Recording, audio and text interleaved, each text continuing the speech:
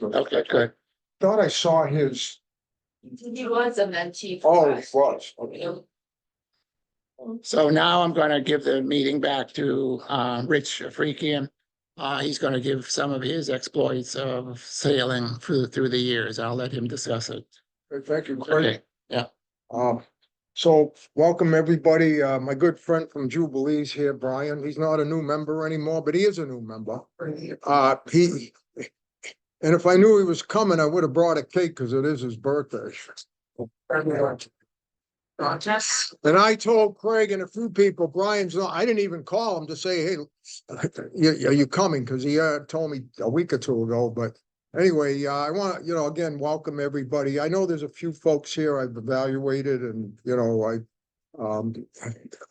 I am getting old, but I'm not that, I'm still pretty, open in my head. I'm, astute, but so, being, having been a Commodore and an officer and very active in my club, I've been active with the fleet. That's why I don't do a lot of our trips, but I was telling Craig and I think Brian knows, I do a lot of stuff with our folks, but I really don't like sailing when there's no wind. I don't want to motor places. I've canceled probably 5 or 6 out of 15 trips to Scituate and down the Cape because there's no wind. So anyway, I don't want to really talk for more than 5 to 10 minutes at the most, and then we'll have the other officers maybe just kind of talk about some of their and then anybody else that just wants to share their experience, because I've been a member of Pelagic since 2002, but I think I joined back in 2000. And unless anybody's been here that long,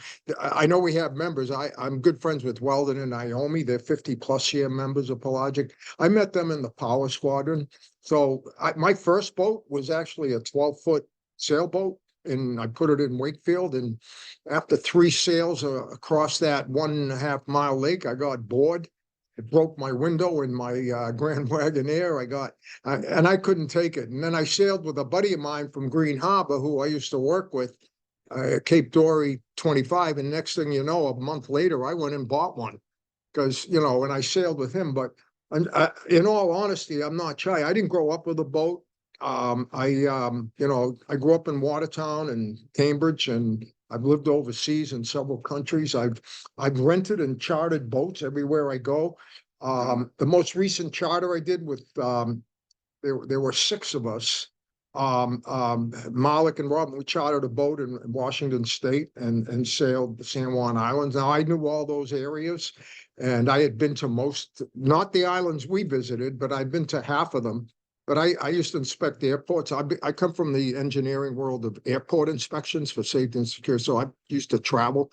So anyway, I'm jumping the gun on that. But I've rented boats in San Francisco and sailed around Alcatraz and Angel Island and under the Golden Gate. I mean, one boat was a 50-foot cat. I didn't really sail it, but in Key West, I've sailed an 80-foot boat, 60-foot boat last summer. And we're going there in February. Again, a friend of mine rents a house, a big house, and we stay there, and she kind of rents the boats. And she just told me last week that she just rented a motorboat and a sailboat for us. But anyway, so in the mid-90s, the only time other than a rowboat as a teenager, and I sailed a Sunfish out of P-Town with a friend of mine from high school, Cambridge. His mother had married some guy from Cambridge, and they would rent a place on the beach. So I never had a boat. I never had anything. My wife grew up with her dad having like a 30-foot boat, but not a sailboat. But being maritime people, you have to learn how to sail when you go to the Mass or Maine Maritime Academy. My wife's family's affiliated there as electrical engineering teachers and professors.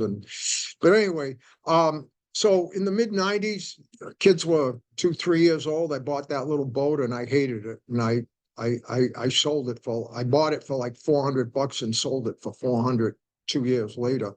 Then I bought that 25-foot Cape Dory, and I kept it at Winter Island, and then Salem Willows.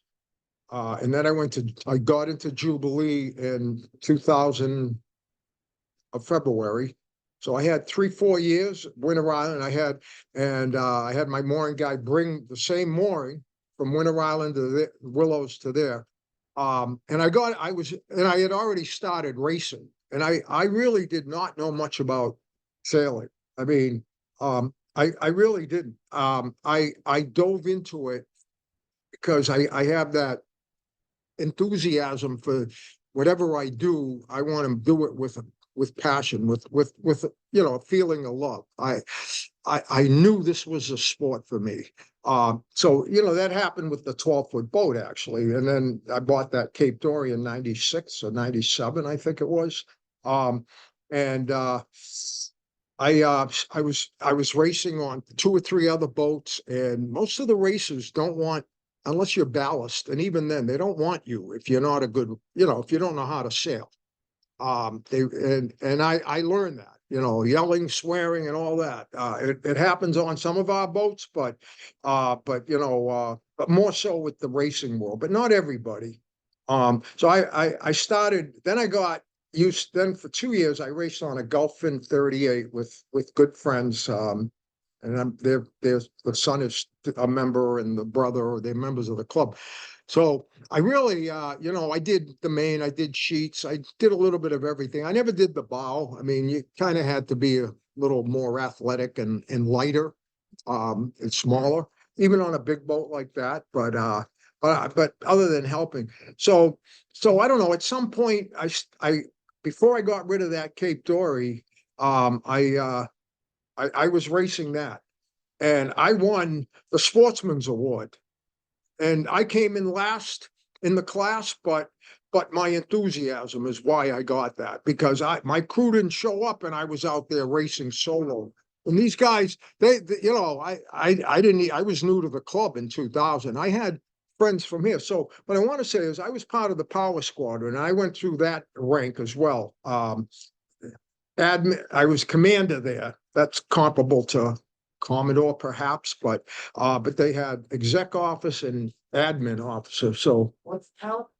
the Charles River Sail and Power Squadron.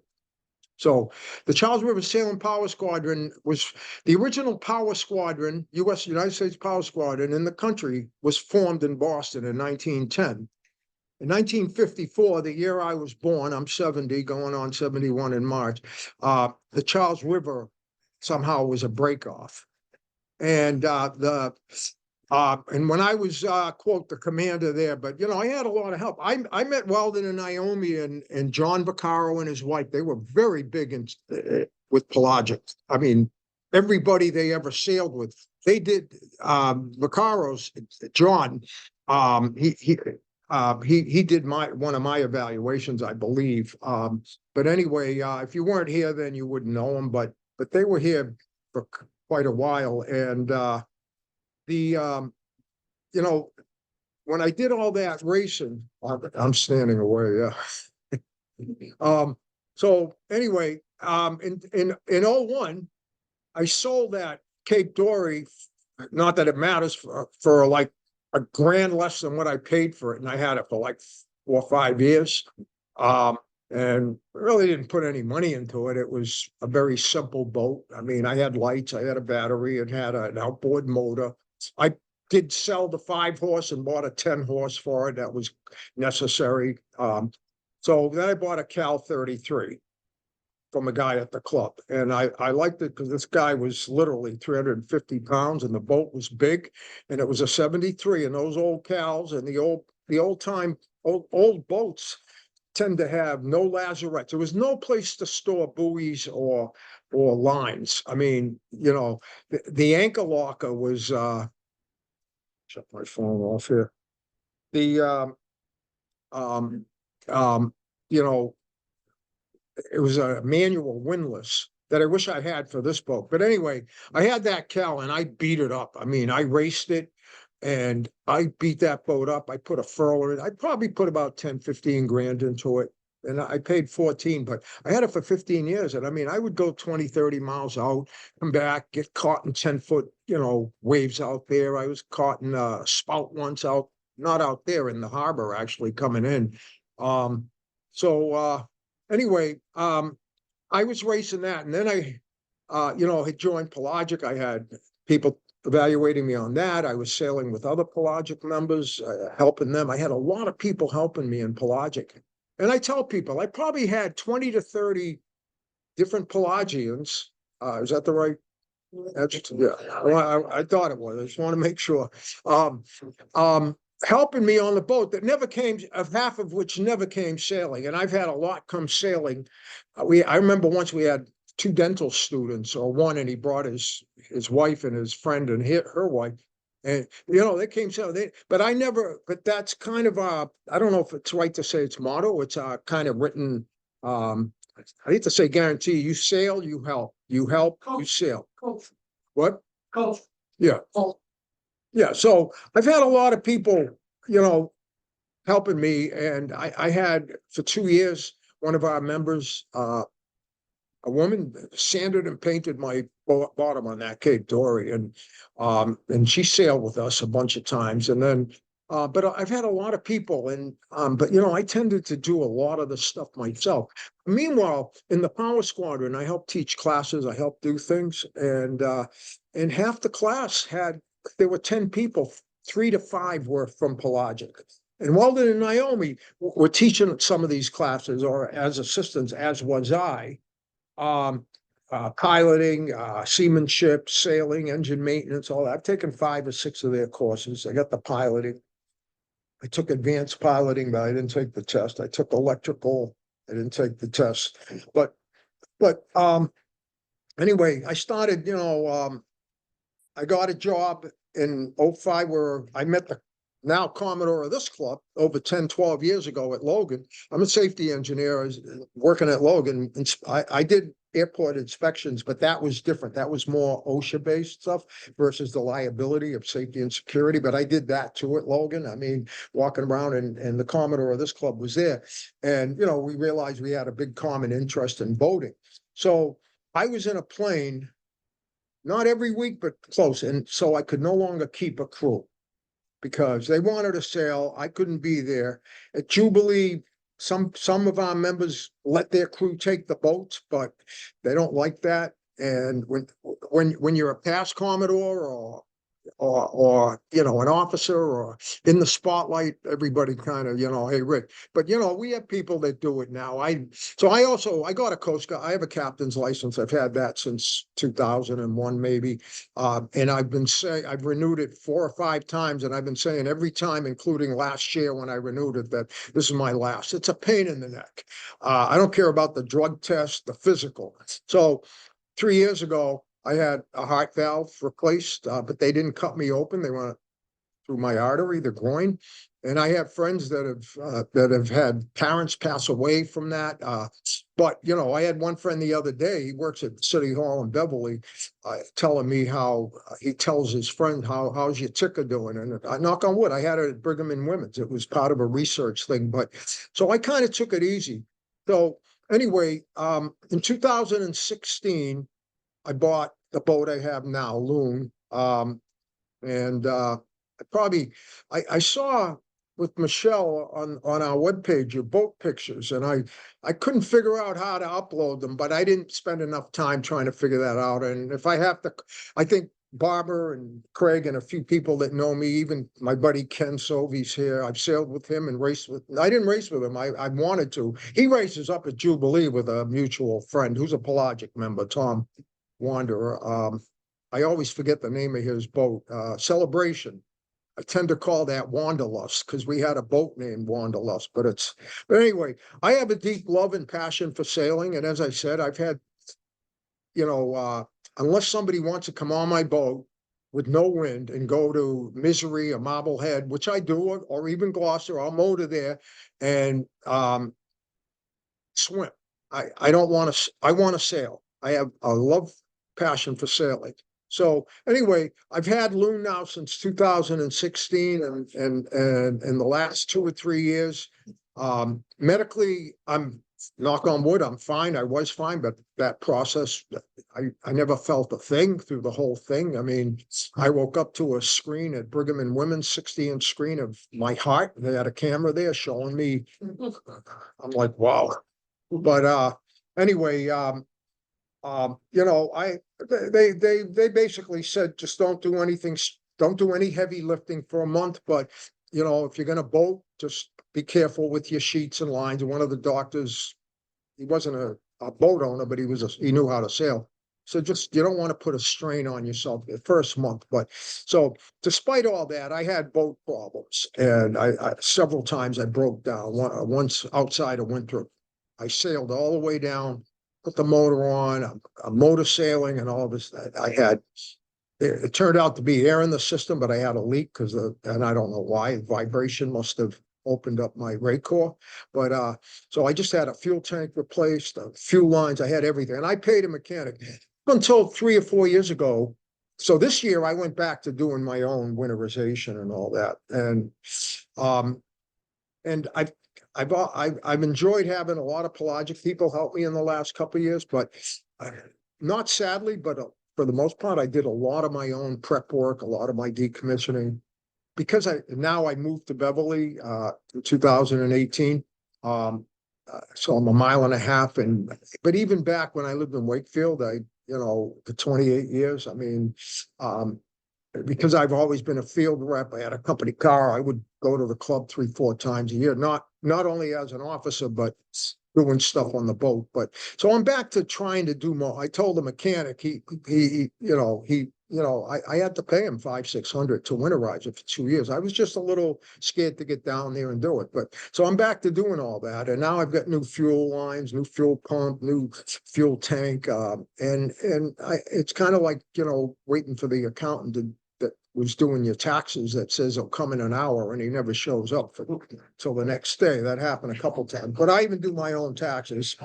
I took a tax course. I do. So anyway, I don't want to, I think I've talked long enough. I have a passion for sailing. I love sailing. I've gone to different states, different countries. When my kids were little, I rented sailboats and motorboats out of Booth Bay and up in Deer Isle. Friends had boats, but Craig was very helpful to me. Brian here donated to me a cover, and I was having nightmares because I couldn't figure out. I've never done a cover with anybody. And even though Craig and others have done it and asked for help, I just never did because I had so much on my own boat. And I always felt like I don't want to bother anybody. But if it wasn't, Brian helped me and a friend of mine get the frame on. And once we got the frame going, I had the yard hoist up the canvas because it's heavy and big. And Brian's boat was a couple feet longer, or because of his anchor, an extra foot or two. But so I had Craig and Chris, right, help me. And we put the cover on in an hour and a half. I couldn't believe it. And I didn't know what to do.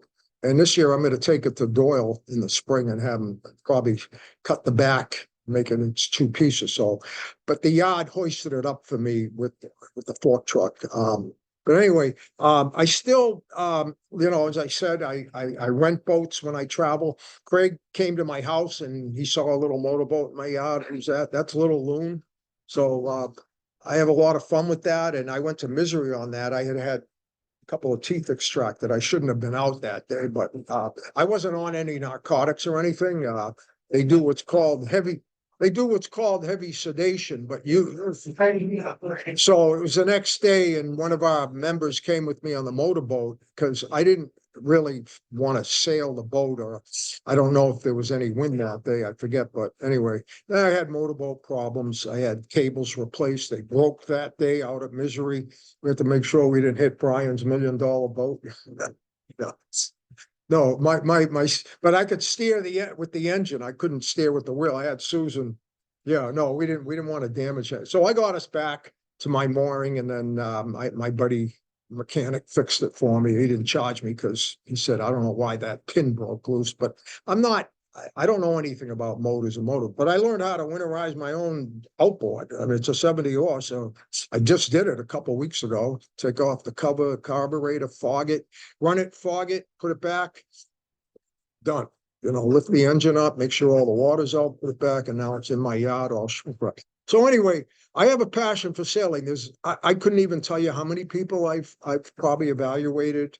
after I became a member. I would guess somewhere in the vicinity of 30, but I don't know. I went. Yeah, It'd be like- Barbara, yep. Yep, so, yeah, so we, there's a lot, there's a few here, obviously, but there's plenty others. I've been an advocate for a few. I was always hesitant to be an advocate because honestly, I think it's very important to have this kind of fellowship with people like us that have a common interest. I mean, that's just part of my own belief and enjoyment in being sailors. I've never had a problem with anybody coming on the boat.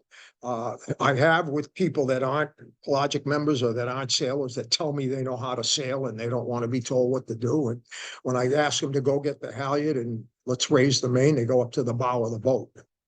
So, that was one particular buddy, but anyway, so for the most part, I sail regionally, locally, and overseas, wherever I go, if I can rent the boat. And because of my job of traveling, I knew all the spot. California, Washington State, down south, up in Maine. So I think that, again, I think it's important. We've got, I think, 9 folks on the Zoom here. You can see them, I can see them. So, I didn't count how many of us are here, but so I think, we should have maybe the other offices just come and kind of do something similar. Chris, whatever your experience, whatever you feel. Hi, I'm Chris Owens. I'm your Vice Commodore. And there's good food in the back, so I am going to be as brief as I can. You're the reason I'm here, right? So the Vice Commodore's job, as my predecessor, who's teaching me how to do it as we speak, tells me is actually pretty easy, pretty straightforward. My job is one thing. It is to take the boat owner applicants and the skipper applicants, welcome them into the club, get them through the process of getting evaluations, keeping track of the evaluations, shepherd them through, get them a mentor or an advocate, make sure that they understand kind of what our ethos is all about, that they come and participate in this. So, it's all about outreach. That's what I do. It's why I'm here. It's what I care about, actually, is getting people out on the water sailing who wouldn't otherwise be out on the water sailing. Many of you have sailed a lot more than I have. I sailed a little bit when I was a kid. I did not sail on a team in high school and college. After college, I lived in Connecticut for a while. I did a lot of crewing and racing down there. I sailed out of Larchmont with some absolute fantastic gentlemen sailors. There's a lot of mahogany there. It's quite a yacht club. We lived in Chicago after that. Chicago's a big sailing city, but I didn't sail there. My wife and I were busy, getting careers going and getting little kids going. Moved back here, said, do I want to get a crew gig on a big boat? No, I want to get a laser and start getting my butt kicked by teenagers. Friend Kay Van Valkenburg and I became the kind of the ringleaders of the laser frostbiters up in Winthrop. Laser frostbiting is not the macho idiocy that people make it out to be. You're wearing a dry suit. You got a warm sweater underneath. It's nice. You're actually physically closer to that bowl of hot chili than you would be if you were skiing at Wildcat in New Hampshire. Check it out. You might like it. I've gotten a little soft for laser sailing. I keep promising myself that if I could ever whip myself into shape, I would get another laser because it is a lot of fun. But on the topic of getting people out on the water sailing who wouldn't otherwise be out in the water sailing, I'm really fond of Courageous. I think a couple of people here sail out of Courageous or have affiliations with Courageous. In my retirement, I've become an instructor there. We should go over there and you volunteer for some of the events and you look at the kids and you look at the energy and the responsibility and the seriousness with which they take the position of command that they've been given. You will be absolutely hooked. Or if you volunteer for the adaptive sailing day, you'd be absolutely hooked. I teach in the adult program. I don't directly teach the kids, but that brings in the revenue that runs the youth program. It's really considered best of breed youth program. I highly recommend you check it out. We like to sail together. My wife sails if the weather's nice. 2 of my kids sailed a lot in their youth. One of them is still sailing now. he and his girlfriend are out in San Francisco campaigning a sport boat in San Francisco Bay. And he seems to have figured out how to make it go pretty fast. We've chartered in the Grenadines a couple of times. I have one Bermuda race under my belt back when I was young. They say don't go to Bermuda in a boat whose waterline length is less than your age, which kind of limits my options now at this point. So I'm here for you. That's kind of what I do. It's what I care about. I would love to go sailing with any of you. And it's kind of it for me.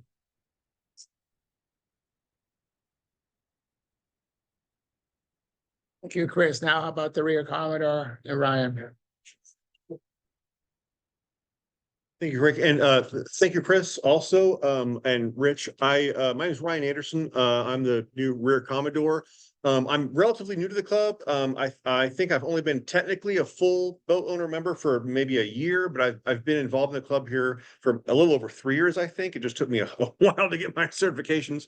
So in my role, I am the one kind of communicating with the crew applicants and whatnot. I do that. Something I just want to focus on. I know I am probably, maybe, perhaps one of the younger members here. Maybe so close. Maybe, I don't know. I'm kind of glad for that. I think the lifeblood of a club is its membership and the volunteerism. I want you to know, I wanted to get involved in the club. I did, even the first time I walked in the door and started meeting folks 3 or 4 years ago, because I was like, wow, this is amazing. This is what I didn't have growing up, because I grew up in Indiana, not a lot of ocean there. I've only been sailing for 10 years. Arthur and I have been sailing together for probably 8 of that, maybe something like that. And I think it got to a point where I realized the club had given me more than I had given the club. I know Sue Ellen helped me put down the sea tall on my teak tow rail, which was amazing. Larry Lapson helped me. Matt helped me. I know Bruce Atwood helped me. Things like that, and not even just that, just like the collective wisdom of the club I have benefited from. I've learned everything through trial and error and YouTube. My boat is about 100 feet that way. I've owned it for about 5 years. It has very much been a labor of love and a crash course in just kind of figuring things out when they break. I come from a family of civil servants. That's kind of still what I do. I very much believe in giving back. As Chris Owens was saying about Courageous, I volunteer at Courageous as well. I take out kids. I've only done it for 2 or 3 years now, but I take out kids. In the summer, I'm an instructor for the Special Olympics program, taking out athletes and teaching them to sail and getting them through those levels of understanding personal responsibility and being involved on the water. I have other sailing friends that are not here, that have not joined the club. I have been guilt tripping into getting involved either in Pelagic or at Courageous, one of the two. I've told them at some point you're gonna have to choose at least one of them, because like they're super great dudes, and they're also on the I guess I would say younger side perhaps, and I think that's what the club needs, is kind of some folks to help push through into the next generation of kind of what we do to help people out. So just really very quickly, in terms of my background, I've only been sailing for 10 years. I'm an Indiana boy, grew up on the second biggest lake in Indiana. My dad had a pontoon boat, which I loved. You would laugh if you saw the size of the anchor for that boat. It was about the size of it literally was a Sanka coffee can filled with concrete. That was the anchor for our pontoon boat, and it worked fine. Didn't drag, believe it or not, because there was no wind. So I didn't sail until I got here to Boston about 10 or 11 years ago. Went to the Boston Sailing Center where I met Arthur. And I started off on the dinghies, made my way right through, took all the classes, 101, 103, 104, etc. Did 104 down in the BVI on a 45-foot Hansi with Dave Bryan, if any of you know Dave Bryan at the BSC, amazing guy, and absolutely loved it. I've chartered boats in LA, in Long Beach, in Costa Rica. I'm chartering a 40-foot cat down in the BVI this winter with my wife and some of her friends. They're probably gonna be my friends. We'll find out about that. But yeah, it's gonna be a good time. And so I would say in terms of goals for me, I absolutely love sailing, and what I've learned over time is what I love about sailing. I do love the sailing, Rich. You talked about actually being under sail versus power and whatnot. There is an amazing attraction to that, and I do love that. I think what I love even more is the community. It really is. Like I'm not a single-handed sailor guy. I'm not a guy that goes out by myself just for the love of the game. I go out because I enjoy being with the people that love the game. And I even more so, I've learned, love going out with people that don't know what the hell they're doing, because I like showing them the way I like it done. Like, this is my boat. This is what I want you to do. Pull on this, not that, whatever. And just how it lights up in their eyes. I take my staff out every summer if I can. I work at a college. I even take my student staff out sometimes.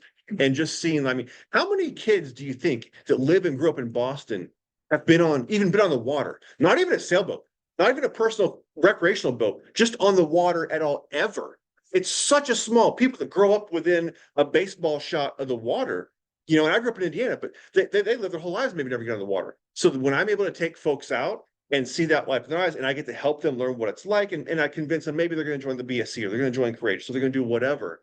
That, I think that's what drives me. And so what I would say is, as Rick Commodore, I'm super pumped about talking to the new crew applicants. I've never been an evaluator. I'm going to learn how to do that. I know. Maybe I'll learn from Craig. Maybe you and I can go out and you can show me the tricks on how to really make sure they know what they're doing, you know. But I'm super pumped to be a part of this. One other thing that I wanted to say, and she's not here right now, but this past summer, this year, I thought Meryl Jacobson did an amazing job at getting together just the social aspect of getting out on the water and organizing some of these cruises and being kind of the punching through, making sure we were going to do some stuff last year, because I know COVID was a tough deal for everybody. It took this club a bit to get out of it. Meryl did an amazing job. I think I was on the P-Town sale with her and a few others of you in the room, and she was the glue that held a lot of that together. I just wanted to give her thanks a lot for what she did with that. So anyway, that's all for me. I'm gonna get out of here. Thank you so much, and I'll turn it to Craig. I don't know if I want to give this or you want to, Steve, Ricky is, a new member. And you want to give this to, okay. And you may have some cards to give up. So, yeah, there's Steve. All righty, welcome. Thanks, Richard. And is your surgeon? You gotta get it the other way. Hey, There you go. It's got out of stuff. Hang on. Fly across. Same time. Already, thank you.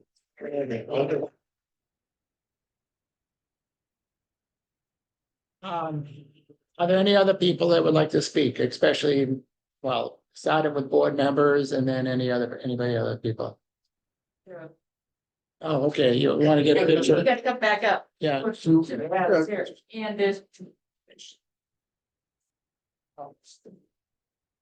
The other way, Oh, that's right. backwards. Thanks. Left. Yeah, that's right. Okay. That's right. I'm gonna be back. And there's- No, right, it's right. Okay, doesn't matter. Try out. Okay. There we go.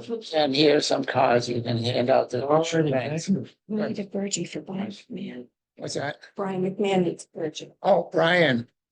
Do we have another Pergy for Brian? Right, not right.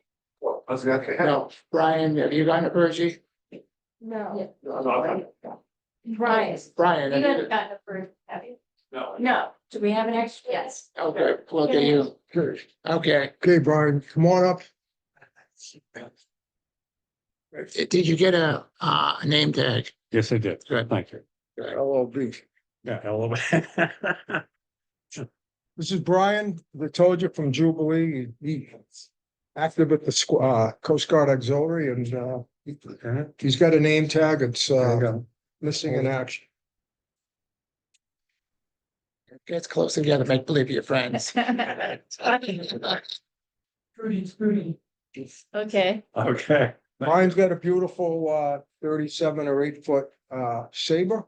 Yeah. Yeah, beautiful boat. On guard. And we've known each other since I've been in Jubilee, and, you know, he's actually the MBYCA rep for over 25 years at Jubilee. And also for us now, that'll be we'll mention that at the, Yeah, get in front of it. oh, I'm sorry. Oh, I'll give an NBYCA report for you. We the Bowditch Ledge marker that collapsed about 5 years ago. oh, they want you up here. Speak up, speak. Bowditch Ledge is in Salem Bay Harbor in Beverly, and we've had about 10 boats hitting that. Thanks, Rich. So, there you go. We heard at the last MBYCA meeting that the ledge, which is currently badly marked by 2 white buoys. You know, what's a white buoy, you know? And you can't see Nobody- it half the You time. can't see them most of the time because they're down low. And we've had Jubilee boats, especially racing back into the sunset at night, say, well, where's the marker? Where are the buoys? Well, I can't see them. Well, if you can't see them, we must be okay. And in many cases, they weren't okay. We had a boat just about to rip its keel off. So there's been a lot of agitation about rebuilding what was there. They don't want to spend the money on that. There was a stone castle. It looked like a turret. It looked like a rook in a chess game. So it was very distinctive. They're not going to do that.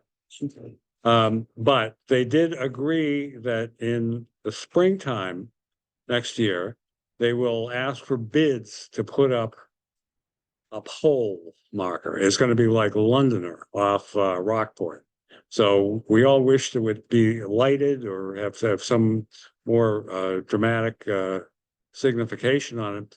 But the Coast Guard has to go by its own rules about what kinds of markers can go where. For example, Sally Rock and Whaleback do have a pole, and they have a square on one and a triangle on the other. But that's because they are lateral markers. They mark the way into Manchester. So because this is just a rock in the middle of Salem Sound, they can't do that. So they're going to put a pole there. So it's out for bid. We don't know when they're actually going to, accept the bid and drill a hole in the reef and, put the pole up. But at least there's recognition and there's some movement towards that. So that may make any future visits by Pelagic to Misery Island a little bit more worry-free. Thank you. So if I just could add to what Brian was saying about Bowditch, for those of you that don't know it, it was roughly 65 feet of granite. And it was kind of a tapered like, almost like a lighthouse, but it didn't emit any signal or anything. So it's not a light. It was just a marker. And we had 3 markers 4 or 5 years ago, similar structures, a little different, but granite. Abbott Rock and Lobster Rocks, which is in the Jubilee mooring field. Those all collapsed. No, Abbott Rock is off of Winter Island by the lighthouse. And more than half the groundings and run-ins to the rocks are there. But Bowditch, as Brian said, friends of mine have taken on 7 with people on board, racing mostly, not only. I've seen people go over it even this past summer, and I'm like, so what happened, that 60-foot thing collapsed, and and I didn't know what Brian had just said. So Brian, whenever he's here or, periodically, we'll have him maybe write to the winds to, tell us any updates. He's very knowledgeable about, somebody had asked, if he could explain, we'll do that at another meeting, what MBYCA is, but basically they're the liaison to the, Beacon Hill for boaters. I've been to a few of their meetings, and I'll probably go to a couple in the next year. But so anyway, that rock, that structure collapsed, and the 2 buoys Brian's talking about, I've been right on top of them and I didn't see them, little. And so what it's done is created at mid-tide to low tide. It's treacherous. So anyway, Michelle or Well, there, Chris, did anybody else want to talk or? I did want to mention that I may be seeing you tomorrow at the MBYCA. I was asked to do the swearing in of the officers there.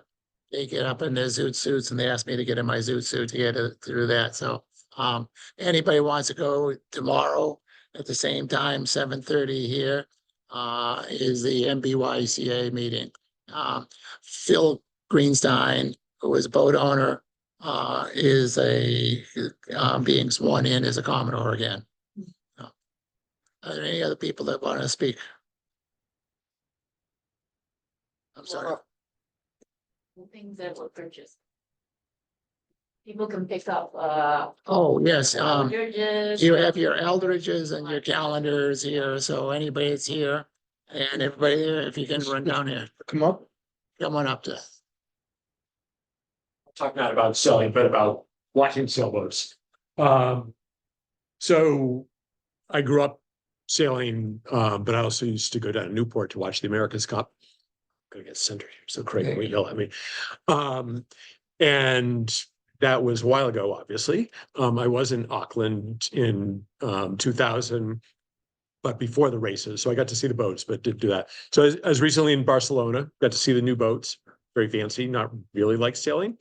But what I want to give a shout out to, in addition to a race with Dave Alexander, so Courageous, and a race at Jubilee on Atalanta. But Les Voiles de Saint-Tropez, which used to be called La Nieuwlarg, so the Wheaton Cup was end of September, Les Voiles de Saint-Tropez is beginning of October. So if you're ever in the south of France around that time of year and like classical wooden boats, or even like, kick-ass 100-foot maxis, they get like all of the most beautiful boats in the world together, have them race for a week, clear out the whole inner harbor of all the rusty old fishing boats and get all the maxis moored med style stern to, pipe them in at the end of the day, have multi-gun salutes and stuff like that. So highly recommended if anyone's over in that area of the world. All right. Do you want to introduce yourself as a listener? Or if you want. Oh, who what? Okay. That wasn't really the point, but I'm Tom Morris. I'm an applicant. Craig did, I think, the very first evaluation of the year with me. So appreciate that. And also sailed the Mass Bay cruise with him.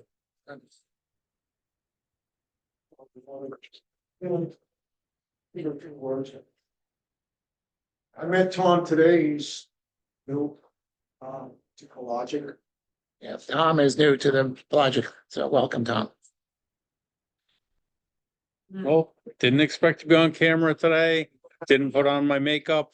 Welcome everybody. I'm Tom Balash. I've been sailing through Courageous Sailing the past 3 seasons. In the past, I was at community boating, and I'm a guest, soon to be new member, and I'll be looking to crew on boats.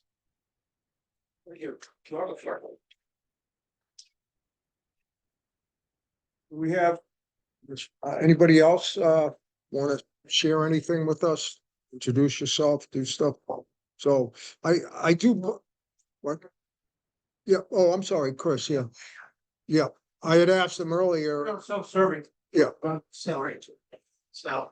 He does a phenomenal job at all these meetings. So, thank you, Rich. Yes. Chris Shea, I'm the FC meetings. I'm the one that is in charge of scheduling all the speakers. We are doing this tonight because the speaker backed out. Because he was moving a boat and he's a paid gig and we weren't giving him any money. So he asked if he could back out, and I said, you're getting paid a lot of money versus no money. You go ahead, we'll figure out a meeting without you. Having said that, I'm gonna be planning the meetings for next year.